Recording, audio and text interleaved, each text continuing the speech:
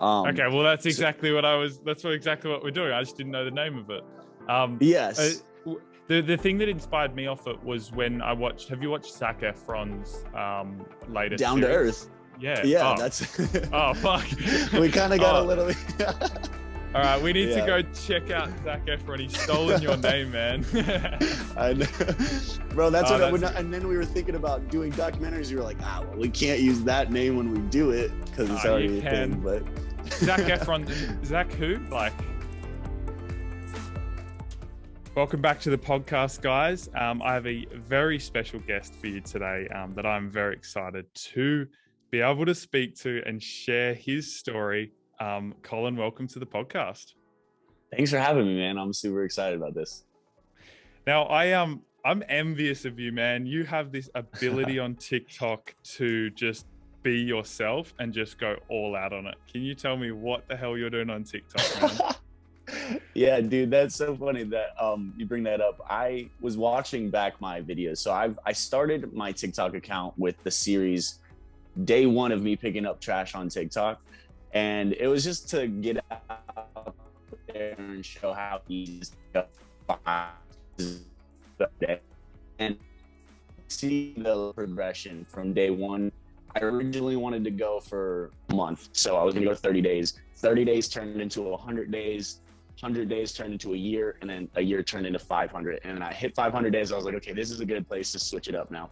But you can see the progression of me like starting to care less about what people around me were thinking and about what people were like, how they're anticipating it, because I knew what I was doing was for like mostly kids, you know. So I put on this like, I mean, I always throughout my everyday life had this like really childlike bubbly nature to me. So I kind of like just brought it to TikTok, and the feedback I got was wild. So there'd be days where it'd be like 7 a.m. I'd be out at the beach and I'd start like yelling at my phone, like, let's go pick up some trash. And like, people would be like looking at me, staring at me, whatever. But it was like, eventually as I started to find like that comfortability and like my own voice is when I started to really like become more myself and really just kind of let that wall down. Yeah. Now, let me get this straight. You went out, was it 500 days in a row to clean up trash? Yes, I only missed 2 days, and both of those days were Christmas 2019 and then Christmas 2020. Holy moly. That's dedication, man. That is dedication.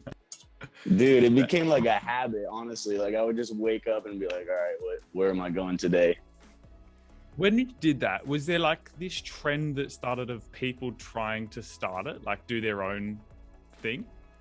Sorta. So like when I got onto TikTok, it was December 2019, and it was kind of new in terms of like what trends were happening.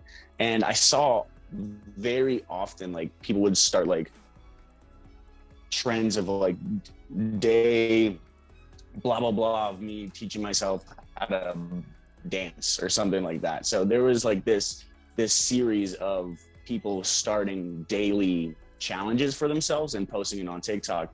And what got me to want to go to 30 days originally was because I was like, wow, after 30 days of people doing this consistently, I would see that their views would pop off around 30 days and their account started going crazy. So I was like, let me try it.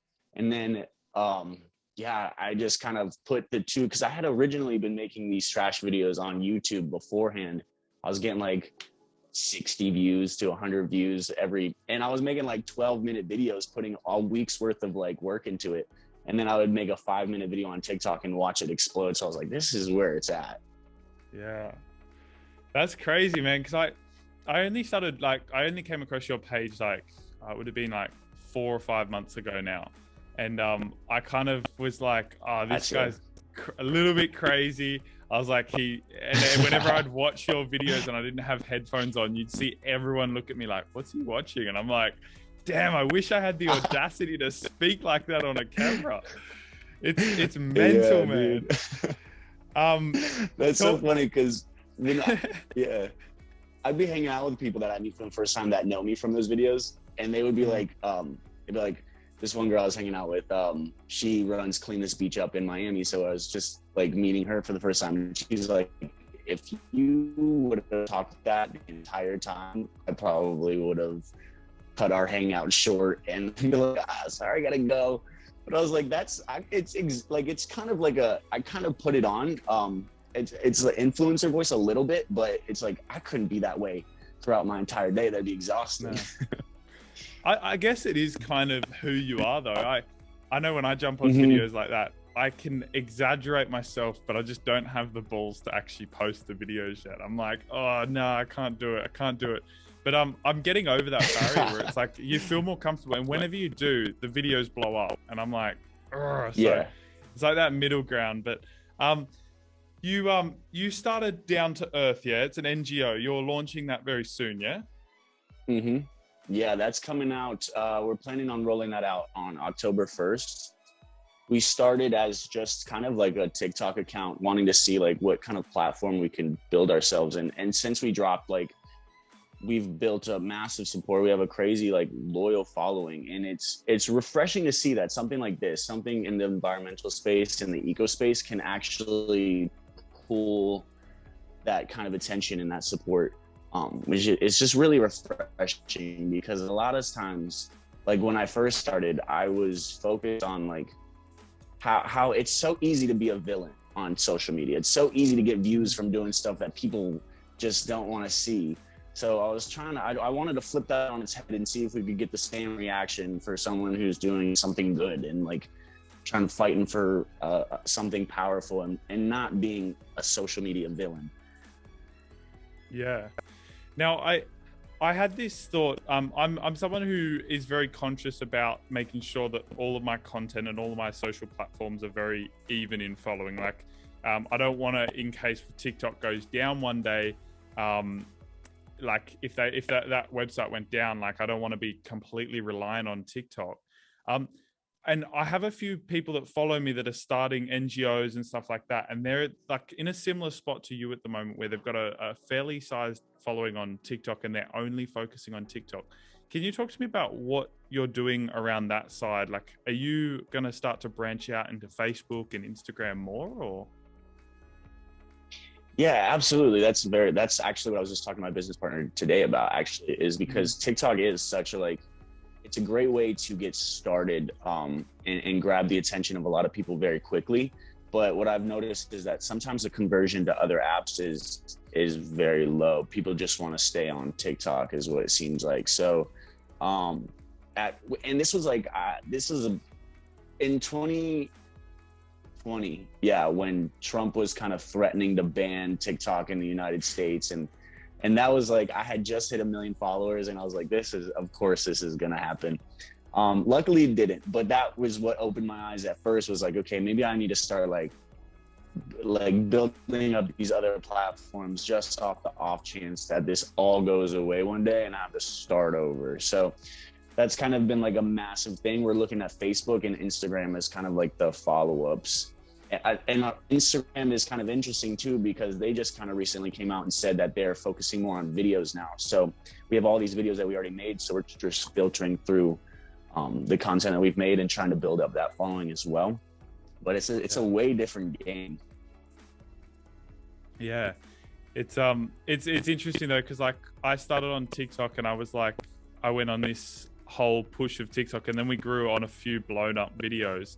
And then I immediately went, okay, I've got to convert these people over to Instagram so that we can continue to have them, because I'm so much more focused on Instagram.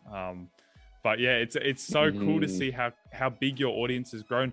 What's the support you get on the back end? Like, do you get heaps of messages on TikTok of people wanting to join, or what's it like? Yeah. For our organization, we have a lot of people that reach out to us and ask if they could, if they can join or volunteer or come to some of the cleanups. And it's really awesome. We wanted that to be the case. We wanted that to be what it turned into. But at first it was just kind of like, we didn't have necessarily like the means to get everybody on board. So we kind of just focused all of their efforts, like if they really wanted to help, like, was to just help us boost a video, help us get our word out there, and like, let's build a community. And now to the part where we're going to roll out the nonprofit is like, that's where a lot other help is going to come in, like reaching out to their Congress people and like reaching out to the people in their city that actually want to like, it's a much different approach to environmentalism, I think, because we're solely asking everybody to do their part virtually. So, and we've hosted a couple beach cleanups that we want to become more of a regular thing. But yeah, on the back end, it's a lot of support. And then for my main account, I have people reach out to me wanting to just I've been doing these like trash walks and this is kind of like my favorite type of content. And it's not me going out and yelling at my phone and having the high energy, because I realize that that's for TikTok, like that's for kids.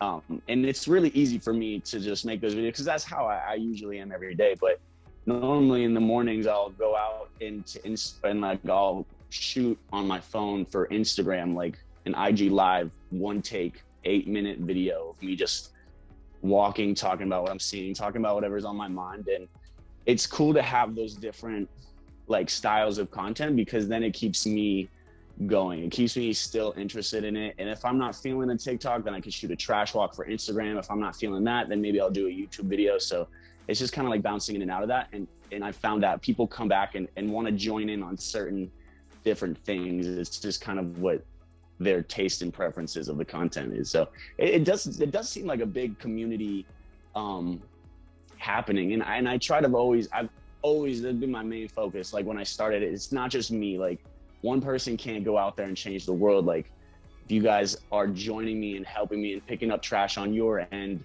I'll duet the video, I'll show off, like I'll show your video off. Like I'm a really big component of it all being all of us doing it. Fantastic.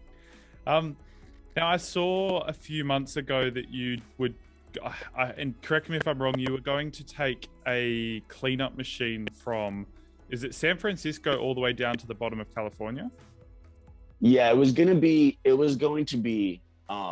Santa Monica to San Diego, or to Tijuana, which is only about 100-mile radius, but we did the math. And so like, we'd have to comb the beach up and down through the width of it as well. So it was going to be like 100,000-mile beach cleanup machine.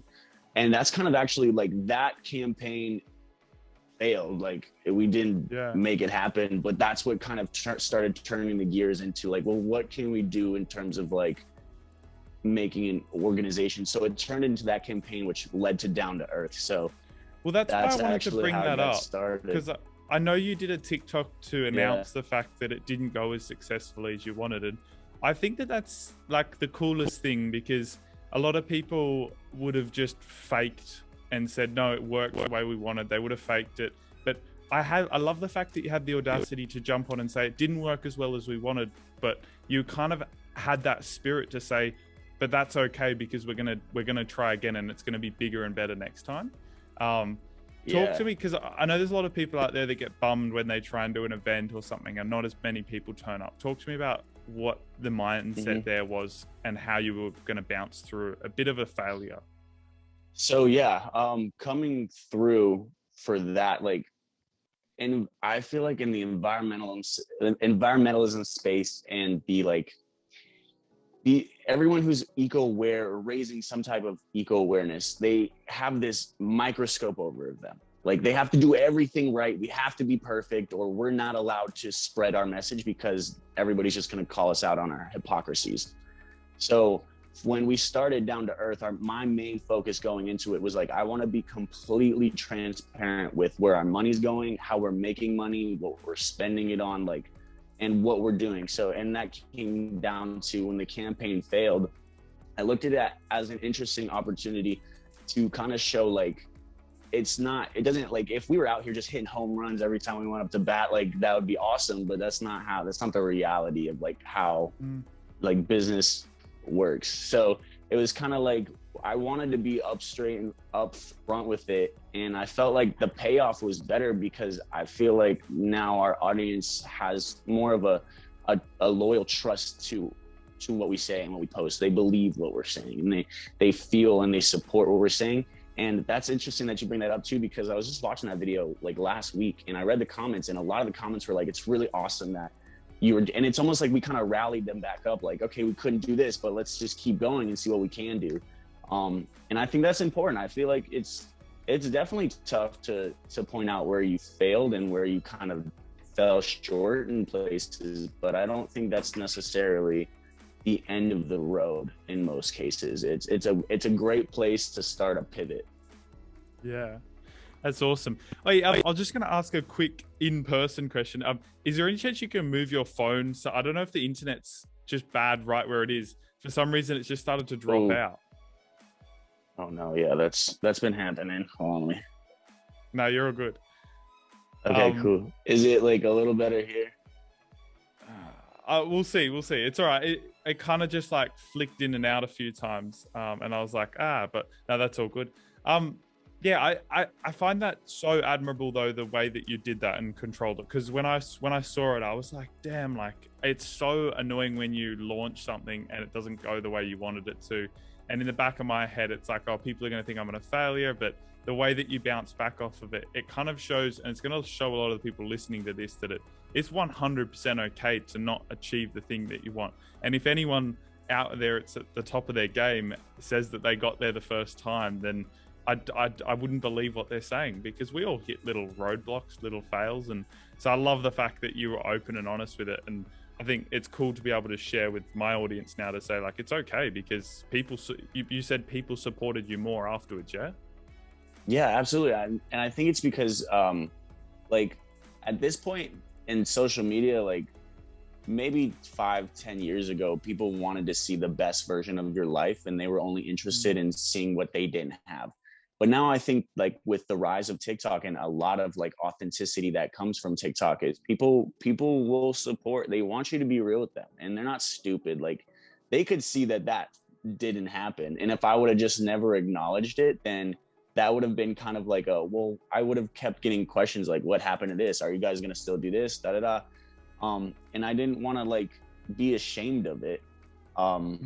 So I really think that like was important for us, and I'll continue to do stuff like that, because I really do think like being authentic and just being real, as much as it's definitely, there's a personal growth that has to come with it, because when I first started these videos, I did not have the same energy, I didn't have the same outlook on certain things, and I definitely kind of wanted to be like the best version of myself going forward. But you know, as I continue to grow as a creator, I continue to grow as a person, and realize like the platform that I've built up is something unique in terms of like I have like a certain message, you know, that I want to get across, and I want to put forth a certain energy into the world, and that is just caring about the earth, caring about what you live, and spreading kindness to yourself, your people, the people around you, and the animals of the earth, you know, like just really bleeding that kindness. So I've changed a lot as I kind of put myself in that focus, and it's definitely a journey, but you got to start somewhere, and you got to take those pitfalls, and you got to bounce back, and the more you do it, the easier it gets. Yeah, awesome. Hey, what was your calling towards what you're doing now? Like you said before, you started around 2019. How long have you actually been doing this for? Yeah, I've been doing it. So I didn't like, this is going to sound really weird, but I wasn't into environmentalism or sustainability. I'd always cared about it, but I was never like, it was never at the forefront, because I never really knew how to go about helping or making a difference. I was one of those people that thought like that I'm just one person. If I do this, it's just whatever. It's just going to fall by the wayside.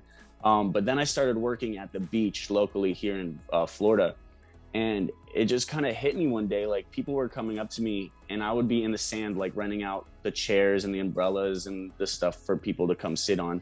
And they would come up to me and they'd be like, this is my favorite place in the world. I love bringing my family here. It's so beautiful. And then at the end of the day, they left all their trash and their food wrappers and everything in the sand. And I was like, two things. One, you're showing your family that this is just okay to treat your favorite place in the world like this. And then two, like, I live here. If nobody comes to pick this up, I'm going to see this trash tomorrow and the next day and the next day until it washes into the ocean.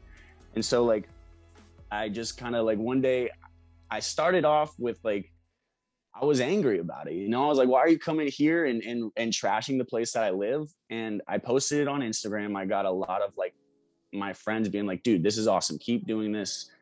This is cool.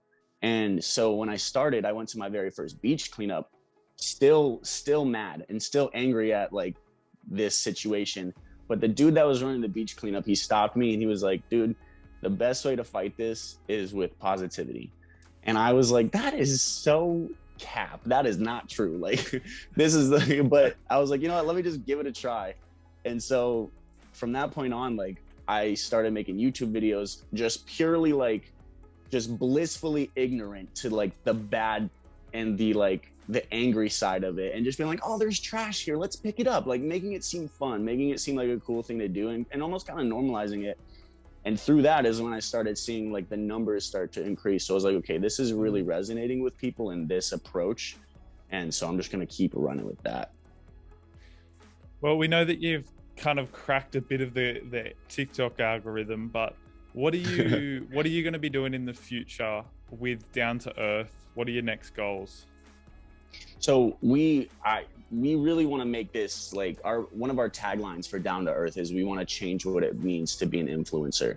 So it just goes back to being those villain. It's so easy to do things on social media that people hate to watch. You get that 15 minutes of fame and then you wash away. So I want to take that word influencer, and I want to work with big names of people just to kind of show them. I've been noticing, I just watched a commercial like before we jumped on this call, like of Snoop Dogg, who is doing this like campaign for reusable water bottles on primetime television. And I was like, okay, so this is starting to pick up. Like people are starting to really massively like mainstream care about this. So if we could take this focus now and surpass it just from TikTok influencers and into everyday life, that'd be the main thing. With Down to Earth specifically though, we're dropping our nonprofit and then we're dropping the for-profit side as well. And that's where the support of everyone that's following us comes in, because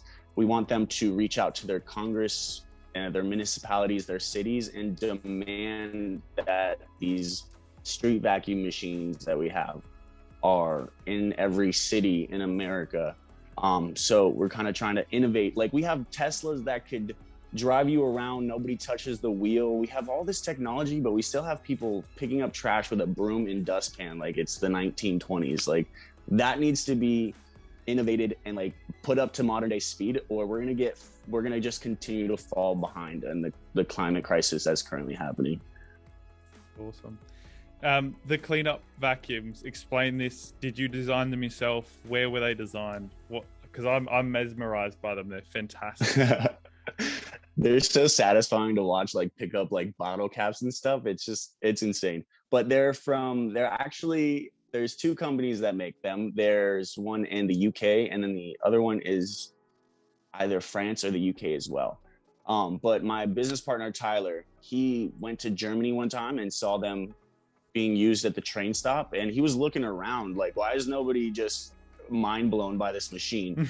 And it's because like Germany is actively using them. And a lot of cities in Europe are actually using them in their bigger cities. So he just bought 3 personally. He was like one of the first people on the West Coast in America, let alone America, to have these privately.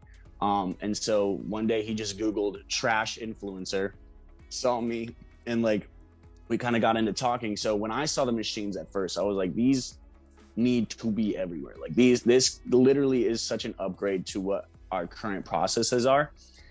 And so we kind of just started working on what we're gonna do and how we're gonna shape it. So they're fully electric.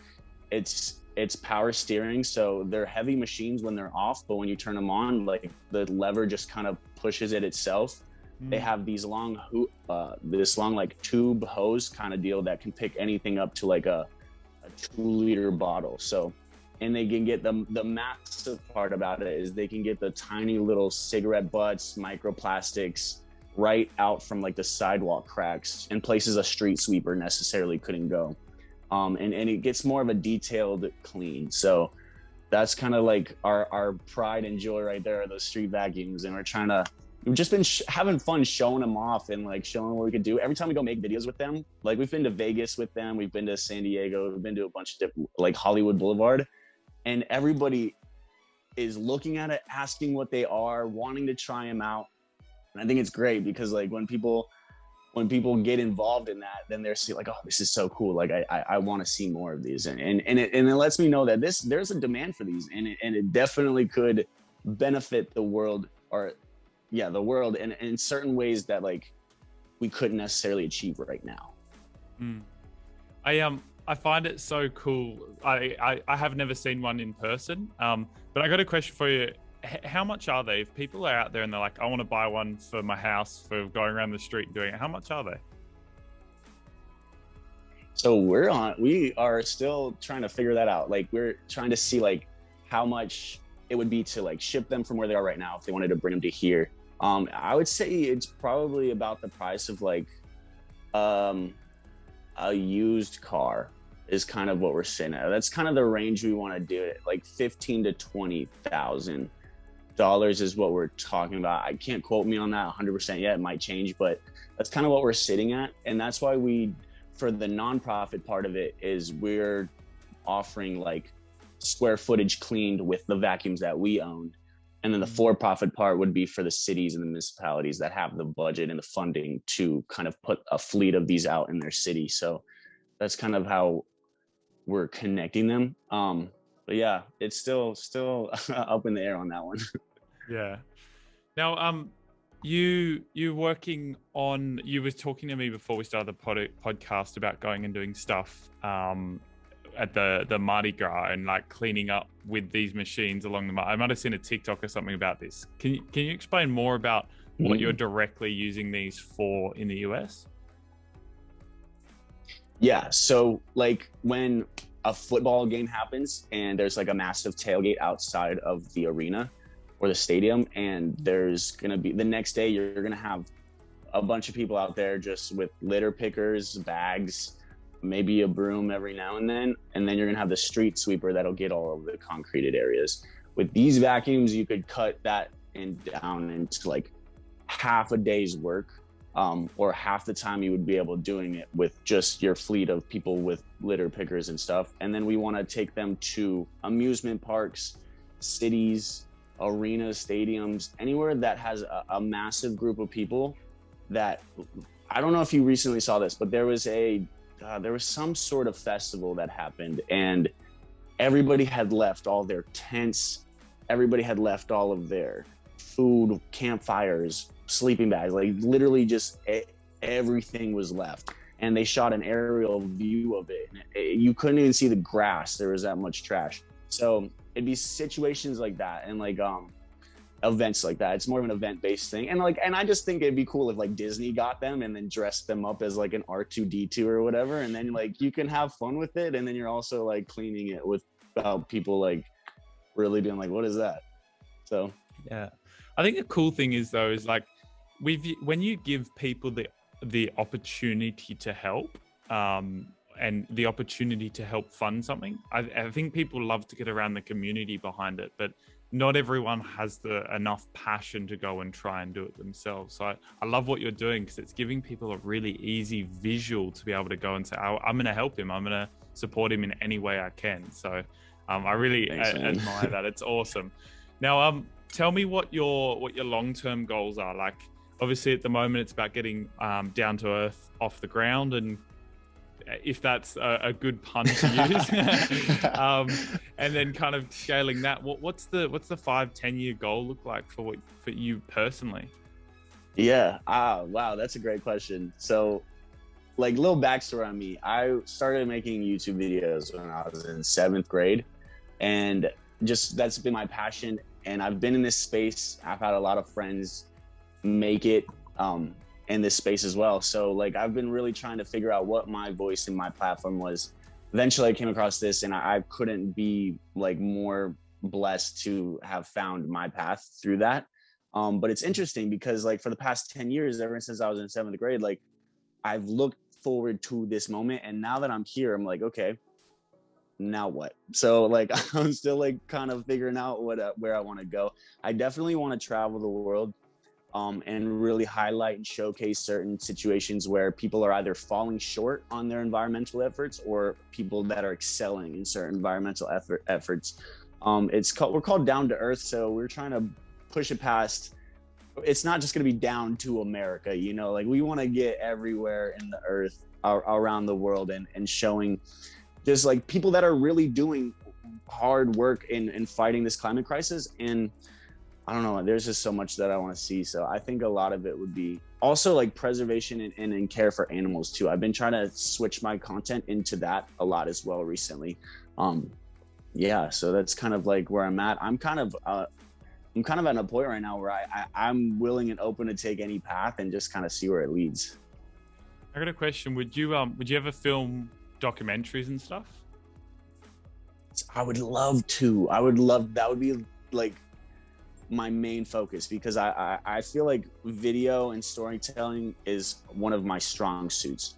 And I love like kind of putting that into a longer form, like highly focused message, like a documentary would be like, that would definitely be like a path I would love to go down. That's really cool, because like I don't know if we haven't really announced it that much yet, because we're kind of still very early in the stages, but we're in the process at the moment talking with Netflix, with Stan, a few other places, and then trying to organize documentary crews to start to plan out what would be a 10-episode series on Netflix. We're hoping for Netflix, but it's a 10-episode series around the world talking about environmental issues and agriculture, animals, everything. And so I ask everyone that question to see what their plans are. And it's really cool to just understand, because it's like there's so much that you can put into a documentary, and if you do it well, it can actually really change the world. I look at Seaspiracy and just go, yes, before their documentary, like people didn't understand the industry. There wasn't a lot of people really talking about it, but I can ask anyone that knows nothing about environmental or being eco, and they understand what happened in Seaspiracy. So I love that. It's so cool. Absolutely. That's a great point. Same with Blackfish, like when that came out too, like that's when the whole like Free the Whales and SeaWorld started coming under fire, is because of that documentary. So that's 100% like a great way to go about grabbing a lot of attention from the public, because it's true. There's also this thing too that I've been thinking about, like do you know what an anthology series is? I haven't heard of it, no. So like say it was like a 10-episode season of just whatever, but each episode is different. So think like Black Mirror, stuff like that. Okay, well that's exactly exactly what we're doing. I just didn't know the name of it. Yes. The thing that inspired me off it was when I watched. Have you watched Zac Efron's latest Down series? to Earth? Yeah. That's. Oh fuck. We kind of got a little. All right, we need to go check out Zac Efron. He's stolen your name, man. I know. Bro, that's and then we were thinking about doing documentaries. We were like, well, we can't use that name when we do it, because it's already a thing. But Zac Efron, Zac who? Like, oh well, no one will be with. Yeah, when I saw that, I went, so it's possible to actually do it around different things. And so now my big focus at the moment, because we've got about a year and a half before we want to start and have finalization. So I'm trying to partner with people that have different stories to tell, so we can go into an episode and it can just go down a rabbit hole of what that person does. And that's what the goal is. And so in practice of it, we're starting to plan out to do just like little mini YouTube ones, just to get my foot in storytelling and stuff. So we're partnering with some organizations around Australia in the south of this area, and like people that are doing like animal rights, things like that. And we're just going to go out and just film like a 20 or 30 minute thing for YouTube and just get that practice in, to show people kind of what it's like, which I think is going to make it a lot easier once we do start to do the main documentaries. Yeah, no, that's a great idea. And I feel like even so, like it still might perform really well on YouTube as well, because I've been looking for content like that on YouTube. And it's like, just now am I starting to see like creators dedicate full channels and full ideas to environmental action, and like telling stories about it. I've seen a lot of creators kind of dip their toe into, kind of similar to what Zac Efron does, is like, he's not just an environmentalism. He started off acting and he does this and stuff. And like every now and then they'll drop a new season of Down to Earth. But like having somebody that is like, this is just my main thing. This is what I know. And this is what I've learned along the way. And making content for that. Like I would love to see more of that out there. I think the hard thing is like, I actually haven't seen anyone do it properly yet on YouTube and just make it like a really accessible, regular show. Like, so I think that's the hard thing for me, is I'm like, will it actually work? Like, I think if it's done really well, it could work, but if the delivery's off at all, I feel like it's something that would plummet. And I'll be honest with people, it costs a lot of money to make documentary style films. Like, I know that our budget for it is in the hundreds of thousands to make just 1 or 2 episodes. Like, so it's not an easy thing to do. And I think that's the thing that people probably need to understand, that that's why we need so much support before we can even start. Yeah, definitely. And I do think like, I think you'd be surprised in like how, I mean, it definitely comes down to execution. Like if it's kind of like what people are, but I think like, content wise and just idea wise, people would be so interested into that, because sometimes I'll post videos that I thought like were common knowledge, just because I've been doing this for like 2 years now. So I'll just say something that I've been saying for the past 5 months, and then I'll get that one comment that like, whoa, I didn't know this is incredible, thank you for making this video. And you're like, okay, cool. So it's still working. Like I definitely think that there's an audience for it. And this is something that I've actually talked about too, and conceptualized too, is like, you could take and add on another 10 years of content just by adding a genre of just environmentalism. Like you could do Iron Chef vegan edition. You could do like Say Yes to the Dress thrifted, you know, Tiny House Home Hunter sustainability version, and just add that environmental twist onto things that already exist. And I still feel like people would be, you know, into that, and there would be an audience for that. But it's definitely trial and error, see what's working, see what's not. Yeah, that's awesome. I am really excited to kind of see what the next 10 years of this space looks like, because it over the last 10 years it's grown massively, and there's so many more people that are able to do it and then fund it very easily with social media. So I think the next 10 years we're going to see some really amazing content creators start to move into this space. I think it's going to be great, because it's going to change the world. So yeah.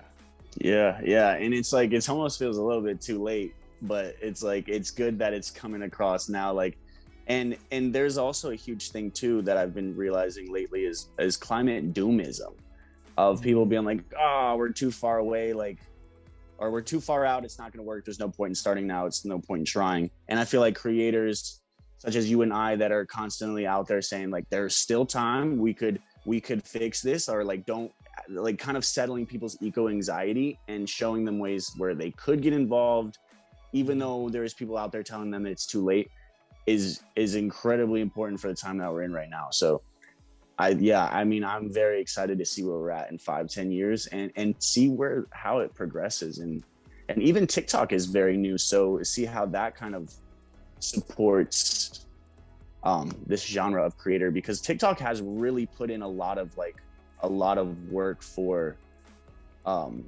green creators. And I know a lot of people aren't fond of like the community guidelines on TikTok, but every time that I like appeal something, or I feel like it's wrongly taken down for my videos, because sometimes when I was making those red tide videos, I was showing like these dead fish that was washing ashore, but I was using that for education.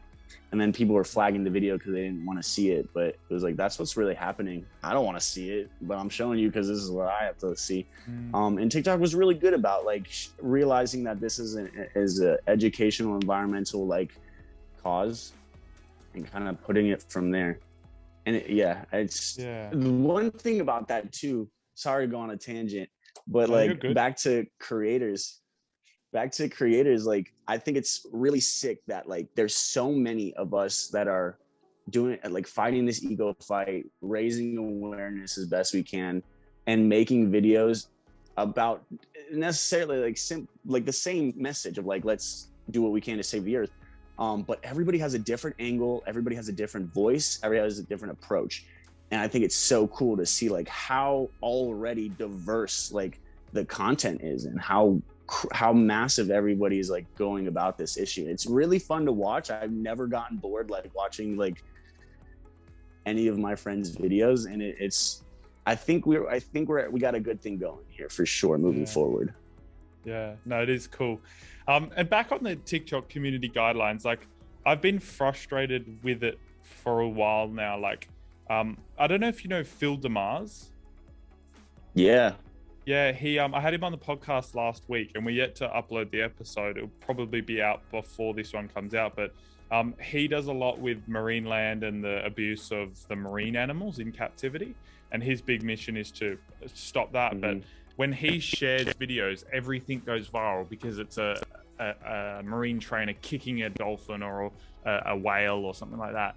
And the problem with TikTok is that I haven't been able to reshare any of that content to get it out there on TikTok, because that would go viral, and it did. Like, we got 500,000 views on a video within like 2 hours, and then on the third hour it went and they banned it, and I was like, what? Like, they said, and I blurred out any of the graphical stuff, but it's because people knew what they were doing it, and then they were trying to block it because they were like, oh, that's horrible.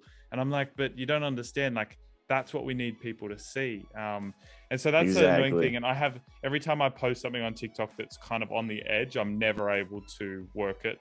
But then we flip over to Instagram, and Instagram's, I don't know if you're getting the same thing at the moment, but I'm getting a lot of the posts about the whales getting, the dolphins getting slit across the back of the head and murdered. And it is like every time I go on my TikTok at the moment, like 5-6 posts in a row about this, and it makes me feel sick in the stomach. And I know it's happening, and I'm trying my best to talk about it, but I physically can't post that in good conscience, especially when Instagram's not flagging anything like that at the moment. And it's horrible. Like, I've got younger audiences, 10 to 15-year-olds, and I'm like, that's way too graphical to be showing them. Like, people need to start to step on that. So it's a middle ground, because I'm affected by it. Like, it's actually really affecting me in my day when I have 5 or 6 posts of seeing these animals getting slaughtered, and it's like, where do we draw the line, you know? Right. Yeah. Have you seen this too? That's funny that you brought that up, because I've been seeing those dolphin videos, and not one of them has been flagged, or those posts. But do you remember like earlier this week, or like late last week, there was these elephant poaching videos that people were kind of, and I think these videos were way more tame in terms of like the graphicness that was shown. But every time I saw somebody share this like stop elephant poaching, protect the elephants post, it was flagged like on their story, on their timeline, like, and it was confused, because then I saw these dolphin videos come up, and I was like, this is not getting the same censorship. But that's true. Like, and knowing your audience is so important too. Like, if you know you have a young audience, and you have like, because same with me, I have like a lot of kids that follow me, and I don't want to ruin their day or scar them or something like that. I want to educate on what's happening, but there's definitely that very thin line of like, that was too far, and that was enough to educate them to get them to care. So it's like, it's that dance. Like one video I had during the red tide, a dolphin had washed ashore, and it was dead from the Cape Brevis that was in the water. And like, this is gonna sound absurd, but I got this video, and I was like, okay, I'm gonna post this against, there was nobody like touching the dolphin or anything. It had already naturally deceased. But, and I don't know how far I could go into this on the podcast, but the dolphin had a hard on, and I did not see it in the video. And then all of my comments within the first 5 minutes were like, that dolphin's packing, da da da. I was like, how did I miss that? Video gets flagged, and I was like, oh no. So then I like went back and I appealed that one, and they actually put it back on, surprisingly. But like all of the comments are like, just about that one part, and I was like, this is not the point. Like, I wish I would have just like blurred that out, or like just went around that. But it's tricky, because like kids will be kids, and then kids are also such a fragile being, so it's a lot of responsibility. Now, I'm gonna say, I believe, don't guys, don't quote me on this. And if anyone knows any more in the description, please comment. But the reason that would have happened is because dolphins have they have to basically pull in, there's muscles to hold that in while they're alive and while they're in the water, but once they die, those muscles release. It's no different to why majority of animals defecate after they have died, because they don't have any control to hold it in anymore. So that's probably why. But I cannot believe that you put a video of a mate. Cancel him. That's Cat, man. The dolphins got me. Man, that's crazy. Yeah, it's so sad as well. Like I don't know how to combat it though, like, because I physically am not okay with seeing these videos out on there. And I'm like, the photos you're putting up, I get it, and we've got to have the conversation and we've got to be posting about it, but this is too far. Like, if I guess take it the other way. If there was a serial killer going around and we were trying to raise awareness about a serial killer, we would not be grabbing CCTV footage of him shooting or stabbing people or torturing people. Absolutely. So we need to be careful That's a great about what point. we're doing. And I think, I don't know, I have had the same issue where we've posted things about elephants, about lions, about rhinos getting dehorned, and it's got banned on Instagram. And I'm like, but it's nowhere near as bad as the other stuff that's out. So I'm wondering if there's something in the back end that people are either paying Instagram to say, can we keep this content on, or what's the go with it? Because maybe they're invested into something for getting rid of it, like allowing that content to go. It's if anyone knows any answers to it, I'd love to know it, because it's frustrating to me and I'm getting really upset about it, seeing it every day. Absolutely. Do you follow PETA on Instagram? PETA? Ooh, I don't think so. I probably heard of him. I'm going to search it on that. It's an organization. They're the ones that are like and constantly getting people to just be vegan and stop animal products and stuff like that. And like, I love their message. I love what they're trying to do. But the videos that they post on Instagram are so graphic, of like makeup testing facilities, testing on the animals, and like the back end of it. It's incredibly graphic. And I feel like shock culture and shock content. Yeah, you see what I'm talking about? Like, that content is like, it's not necessary anymore. Like, people know it's happening. There's no reason to like literally ruin people's day.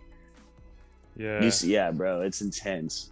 The one with there's one with cows going around on the automated machines getting milked, and there's some of it I'm okay with, like showing the stuff, but once you start to do it every single time and it's just consistent, like, I think people, after they see it the first time, they never forget about it. Exactly. And I think we've got to show the start of it, maybe blur out the graphical parts, because I'm a fully grown adult. I've seen this stuff firsthand when I've gone around to farms, and I've seen slaughterhouses and stuff on the back end, and I've seen a lot of it, and that didn't affect me. But when I see it every day, it's like, bloody hell, like, it's not good, eh? It affects you mentally too. Like, it gets to you. I remember the first time I ever saw a video, and I'm not going to say what this was, but it was a video that was put out on Facebook, and Facebook hadn't banned it yet, but it was from an organization or from a group of people in the Middle East, and everyone knows who I'm talking about. I'm not going to say what it is because I don't want to say that name. And they were basically, it was a US soldier that had they had a bag over his head and they had a machete, and the thing that they did next was completely aired, not blurred, and Facebook hadn't taken it down for about 8 hours before. And I'd watched it and I thought, well, I want to see what happens, but I thought that it would have been blurred, and the people that had posted it had not blurred it or anything like that, and it messed me up terribly. Like, you could see every little detail of this someone who's dedicated their life to protecting a country. It was a US Marine, and he was still in his uniform. And I was like, how is this possible? It messed me up. But I think, especially for you, because I believe you'd have a much younger audience following you, especially on TikTok. And if you were to post something like that or the equivalent, I think it would you'd get demonetized very quickly. People would hate it. And I want to know where the middle ground is. Yeah, it's weird. Yeah. The middle ground for me is like, I spent a lot of time reading the community guidelines when it comes to graphic content and specifically animals. So, like it's as long as there's no physical action being shown of mistreatment of animals, and you're even allowed to show a dead animal as long as you can fully prove that it was from natural causes and it wasn't anybody else. Like, not that you would just go out and, hey, look at this dead animal I just found, but like if it's something like for educational purposes is a big part too. So that's what, but like it's still that gray area of like there's people that are showing just unnatural causes of death that are scarring and like really abrasive, and it's just like interesting to see. Okay, so here's a good point actually. Do you know what a sticky trap is? Yeah, I saw this video you did the other day. In Australia, I don't think we have them. I've never seen them in Australia. I didn't see them before the video. They might be. It might just be out of my consciousness. We definitely have the snap ones that snap down on there. Yeah. I was doing some research for that video, and like I actually watched a YouTube video of like some dude doing a time lapse of them, and that alone, like just watching the mouse get trapped in the glue was like, I was like, I can't watch this. It was like squirming and stuff like that, and I was like, okay, so when I make my video, I'm gonna stick to this picture, this drawing, this comic of it. I'm not going to show any actual, because it was just heartbreaking for me to watch. Like I didn't want to put anybody else through that. And like I get super weird with like when people are like on like ridiculousness or some shows like that where they do crazy things and like they get hurt or they fall off roofs or whatever. Like that makes me cringe. And so like even that, like I look away. So like when I see it happen to an animal too, it's like way too far, and I don't want to. I wanted to, for that video specifically, I wanted to stress how inhumane they were without having to show and shock and use the shock value part of it.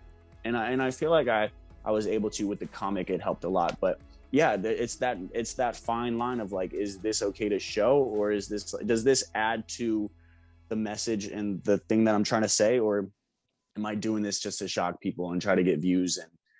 And I think that's a lot of it.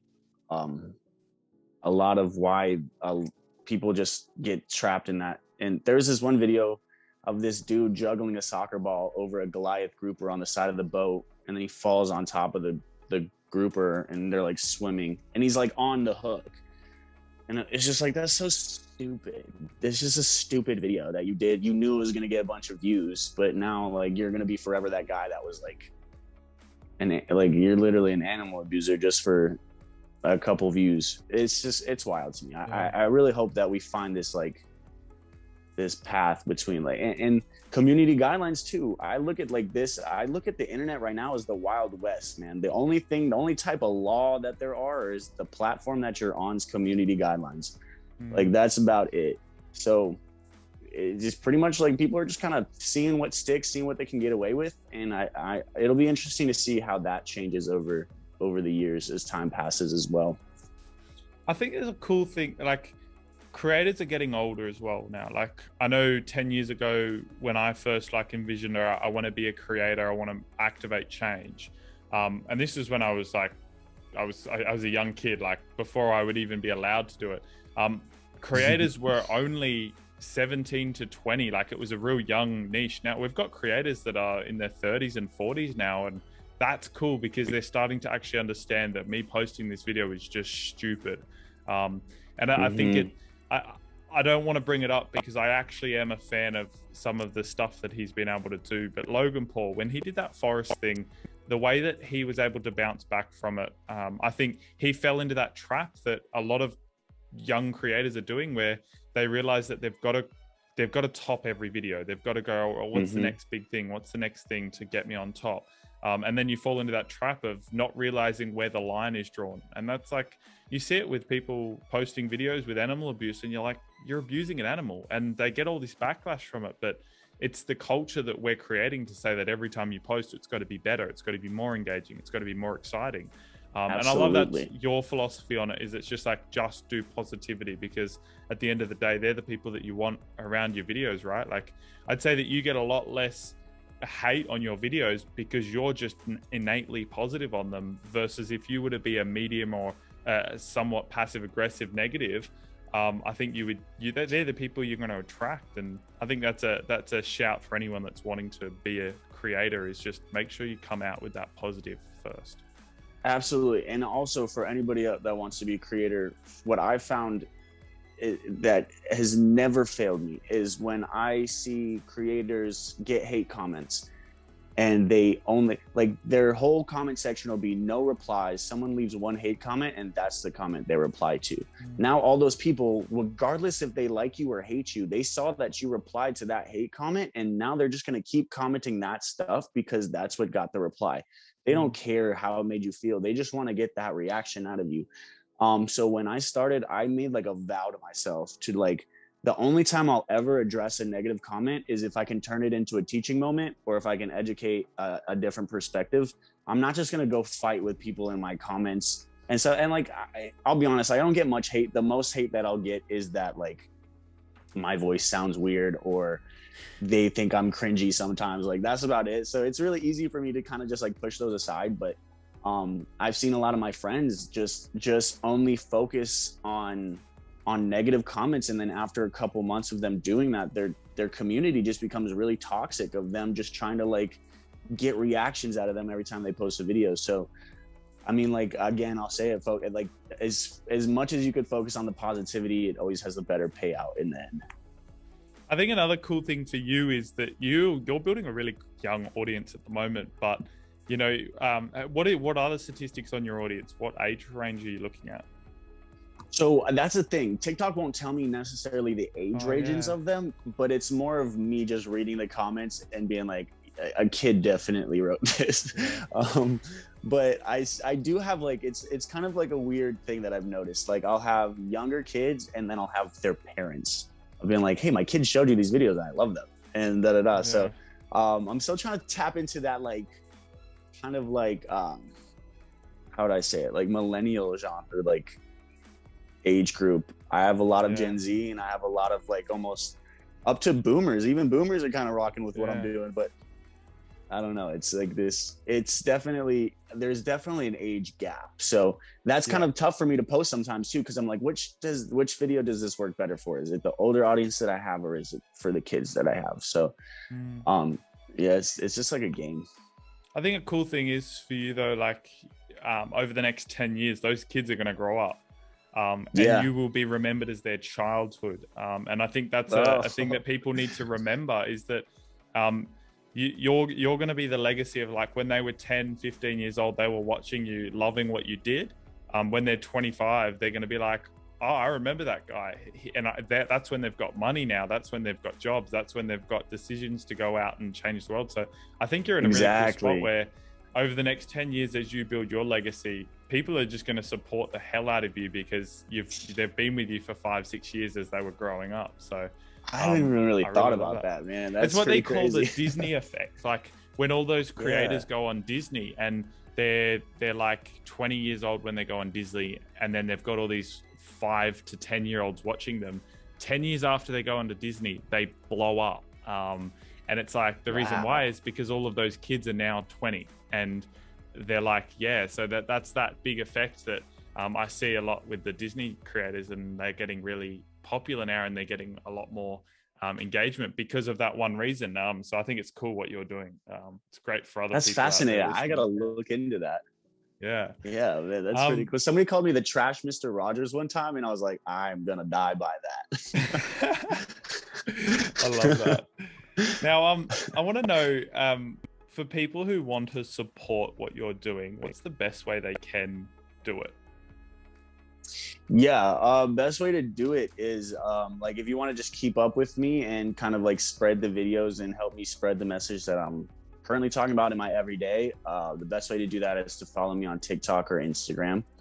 And then when Down to Earth drops, like, if you want to donate, that would be a huge help. I think we're doing every $500, we're going to do 50,000 square feet of trash with our street vacuums. Awesome. So that's one way. And then again, just like spreading the word and honestly just going out there. If you send me a video of you picking up trash or 5 pieces of trash throughout your day, I love engaging with everybody, my followers that show me that.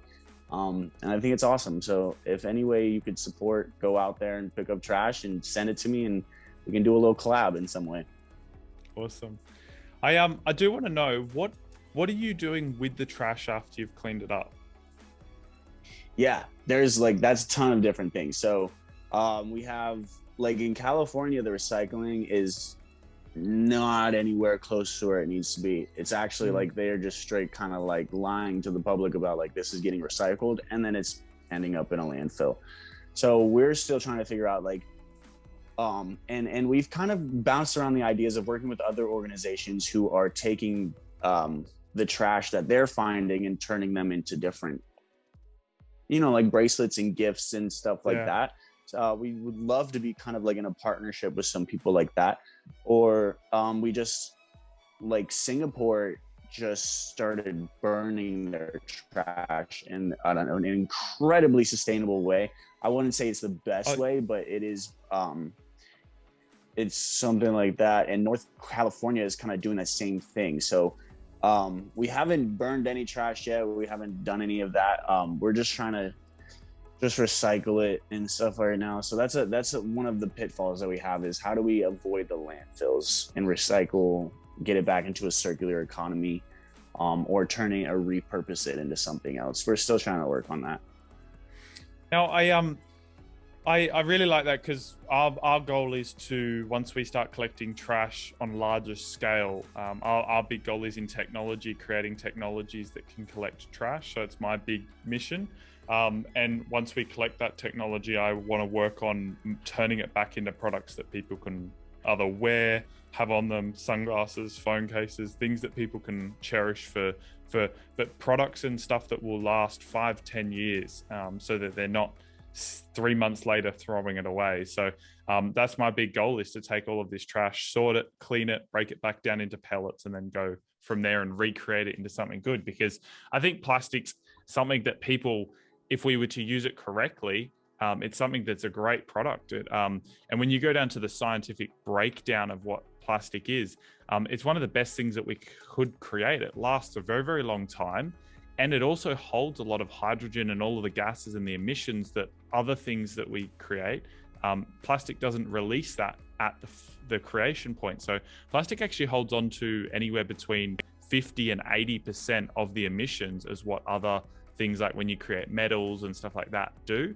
And that's why plastic's such a beneficial product. And that's why you've got organizations around the world that are taking plastic, burning it down into a hydrogen, which can then be used for power. So you can create a hydrogen inverter, create power from it. So I spoke with a guy yesterday about how they're doing it. They're creating machines that you put piles of plastic in, and they break that down, and then it creates a power source from that. And that's what they're powering their boats to continue the cleanup with. That's amazing. And so there's so many options here, but I think that's the thing that people need to understand, is that we just need to stop using plastic for the single-use stuff. But if we start using plastic for things, there's some great benefits to plastic. And I think people realize that. But it's kind of cool, all the options we can go through. And I think over the last 5 years, we've had some really cool discoveries to say, well, like, we can actually recycle this plastic or upcycle or recreate it into other things. So I love finding out what people have their envision on, because if you're going to collect tons and tons of plastic, like, it's great to know what we're actually going to do with it. Because when you put it into landfill, once you put plastic into landfill, it increases the amount of emissions and methane that comes out. And then you have a methane bomb that's smoking under the ground. And there's a few islands around the world where they've buried the plastic, and now the island just smokes of methane, and all the people are now getting lung cancers and stuff like that from it. So we need to start to recreate the way that we think of plastic, because a lot of countries around the world still think it's okay to just fill it into a landfill and just leave it there. And if you haven't already realized, it takes hundreds and hundreds of years before it breaks down. It's never actually going to break down entirely. So I got a question that I'm really intrigued to ask you. You're vegan or vegetarian, or what's your stance Recently on that? just turned vegan. Fuck yeah. It's been Awesome. like 2 weeks now. Oh, awesome. Fantastic. I'm a baby vegan. Yeah. Yeah, awesome. I love that. It's really cool. And well, I guess I've been vegan. The only thing that I do eat that's not vegan is eggs. And the only reason I do that is because I try to find people on farms and stuff that have eggs as often as possible. But we're planning on buying a farm very soon where we'll have the only thing we'll have on it is chickens so that we can have eggs, because eggs are just like the favorite thing in the world to eat. But everything else in my diet is vegan. What's the hardest thing for you at the moment? Man, I am always hungry. That's the thing. Like when I was eating meat and dairy, like I felt like I had a tiny, like dime-sized stomach. I would get full off of just looking at certain foods. And now that I've been eating more sustainably and being vegan, like I realized that like that wasn't because my stomach is small. It's because something is like whatever they're putting in there is making me feel that way. So that was one of the biggest things. And then like, I honestly thought like cutting out cheese was going to be a lot harder than it is, but I've been finding some really tasty plant-based cheese alternatives that like I've been having a good time with.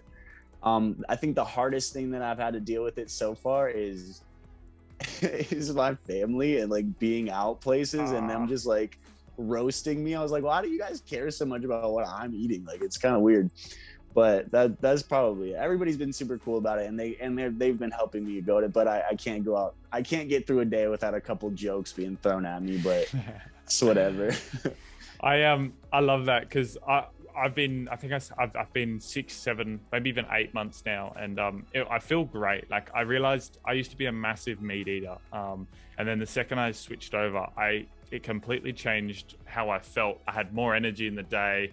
I actually didn't feel like I needed to sleep as long, because I used to have massive big steak dinners and stuff, and then I'd want to sleep for like 14 hours. And now I don't feel lethargic, and so I don't know how to explain it to people, but I feel so much better by not eating meat, and I think it's the coolest thing. But you're probably fresh to being vegan, which means that you might not know about this, but there's a really cool thing that there's some scientists in Singapore doing. And they're actually taking DNA from a strand of the blood from a chicken, from a cow, and whatever it is. And what they're doing is they're grabbing the DNA which creates the meat, and now they're feeding that meat in a lab with yeast and things that make that meat grow. So they've gone to what actually makes that meat grow inside of the chicken, and it's just like the yeast and the things that you do. And then within about 2 weeks, they can have a bit of chicken, about half a kilo of chicken, off of just putting a little bit of yeast and a little bit of water, mixing it there, and it just grows. And I think it's the coolest thing. It tastes exactly like chicken. And I'm really excited to go over to Singapore and try it. But I think there's a great thing that we can actually change the perception of what we need to do for having meat. And I guess that you could classify that as a vegan diet still, because there's actually no chicken. It grows the meat without all the bones, without all the blood, without having to kill the chicken. The soul. Yeah. And it's a lot more sustainable in the sense that you only need a little bit of water, a little bit of yeast, and there's a few other things they put with it. And I've trying to do a bit more research on it, but it doesn't seem like there's a lot of genetic issues that would come from it, because it's no different to what's happening in the actual chicken's body or the cow's body. And I go, so that for me is just mind-blowing, because imagine us being able to grow all of our food around the world very, very quickly in a very confined space, and being able to do it in a lab and feed everyone in the world. Like that's a solution for world hunger. And I'm like, it's literally, such a that's cool thing. Fascinating too. Yeah, I think it's something that people need to start talking more about. I need to actually grab what the articles I was reading, but I think it's something that's going to be so cool in the next 10 years to see that happen, because we're going to see a lot less people getting killed. A lot less animals getting killed in the making of food. And I think that'll be the solution for a lot of people. And I think it's going to be a lot cheaper. Like, it's going to give people an option to have a lot cheaper, because we're not having to have the land or a lot of the travel costs from taking cows to a slaughterhouse and then cutting them up and then moving them. So it'll just be basically meat in a pile like that. and it will taste really good. So I'm really That would excited be to see what fascinating. happens. Yeah, but Also, too, yeah. do you know, like, so I've been seeing recently, like, as a meme, like, all the hot people's tummy hurts. Like, if you're a hot person, your tummy hurts. Like, it is the weirdest thing. I promise you, it's a thing though. And like, I've realized that, like, I used to go places and like I would just start feeling like I would have like a stomach ache somewhere out in public. And like, since I've started to become vegan, like, and cut out all dairy, like, I don't have that problem anymore. And I'm like, if all these people knew that, like, they're just having like probably minor lactose intolerance situations, like, that would be much easier for them to cut out too. And the fact that there's, like, going back to the chicken thing, like, that is where we're at with technology right now. Like, we are able to pull these certain things off, that there's like no reason why we shouldn't push ourselves into a modern era of like operations, as opposed to keep doing kind of barbaric things of like us slaughtering a cow after raising it for 6 years, you know. Like, that's, well, let's keep it moving. Let's get into this new age. And I think that's what I'm a big advocate for, is the technology side of things. Like, I want to build technologies for cleaning pollution, like automation, a lot of the stuff, and then eventually even have automation when sorting and turning that plastic back into products. Like, that's where we can really get some scalability. And it's like this technology they're creating for creating meats. It's like that's going to change the world, because, you know, people all around the world would be able to create sustainable and healthy food and good foods without having to have all of the land for it. So you'd have islands around the world that would be able to make food without even having to have the land or the import export, which is going to save travel costs as well.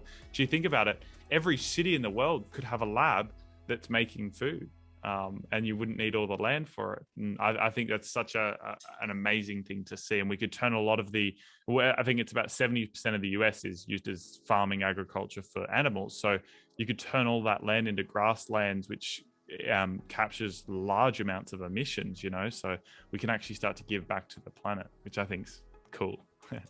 That would be literally amazing. I would love to see how that progresses in the next 5-10 years as well. Like, because that would be a massive culture shift into like the way we operated into like this new kind of system. And I would love to see like areas like abandoned golf courses, abandoned farms that aren't being used to kind of make their way back to earth without having to like be like, well, we might need that one day for when we start raising corn again, you know. Like, that'd be so awesome to do it in like a facility or a lab and have, yeah, I mean, I gotta look into that. I definitely need to check some of that out. I would say, have you watched the documentary Kiss the Ground? I have not. It's about the farming industry in the United States, and they talk about how, so it's about the farming industry when it comes to growing things like wheat, corn, a lot of the plant-based stuff. Now, the problem with it is that we're using that many pesticides on the land so that we can produce the crops fast enough and make them bigger and better, that it's actually harming the earth so much, and it's turning soil, which is basically what soil is moisture and a lot of bacteria in the soil. And whenever we use the pesticides, it kills a part of those bacteria, which means that once you turn soil into dirt, it just becomes like a desert. And so that's the problem with what's happening in the farming at the moment. So it's like, well, if we can start to turn that land around and start to use it as grasslands and grow crops on it occasionally and turn it back into grassland and like move that around, we're going to be able to start to really capture more emissions. So every time we grow plants, we capture emissions through those plants. It stores it just in the top part of the soil, in the roots, and then when we cut them down, we release every bit of those emissions again. And so that's the really difficult thing is, then when you look at the statistics of it, about 70 to 80% of the crops that we grow in the US is directly used for feeding the cows and the animals that we then slaughter. So it's this big talk that we could talk for hours on, but Kiss the Ground is the documentary. It's on Netflix, and it's like probably one of the most logical documentaries I've watched. It just had a direct answer to what we need to to what we need to do, they didn't really leave the door open for interpretation. So I I really love that. liked it. Yeah, kiss the ground. I love documentaries, especially about environmentalism and practices like that. I'll definitely have to check that out. Yeah. Man, I think we'll wrap it up from here. I think we've Sounds covered a good. few things, and it's been awesome having you on the podcast. Yeah, dude, this has been a great conversation. I feel like we talked about a lot of cool stuff here. Yeah, it's great. Just for anyone that's still listening, can you just recap where people can go and support you and how they can really help you? Yeah, absolutely. So if you want to follow my main account of me just picking up trash and helping out the animals, TikTok, Instagram, YouTube, everything is under the account Trash Caulin. So that's the word trash and then CAULIN. And then for the organization that we're going to drop, Down to Earth, on TikTok, it is down2.earth. And then on Instagram, it is Down to Earth. And by the way, Down to Earth, the number 2. In all accounts. So Down to Earth 365. Down to Earth 365 is our Instagram. And then you can keep up with us and see what we're doing and join in however you can. We love shouting out people that are doing any type of environmental work or eco fight. So love to showcase all of that. Fantastic. Thank you so much for that, man. And guys, make sure you go over and support him, check out his content, and feel free to send him a message if you have any questions for him, because I know he answers pretty quickly. He's a fantastic guy to talk to. So I want to thank you guys so much for listening to this episode of the podcast, and I will see you guys in the next one. Goodbye.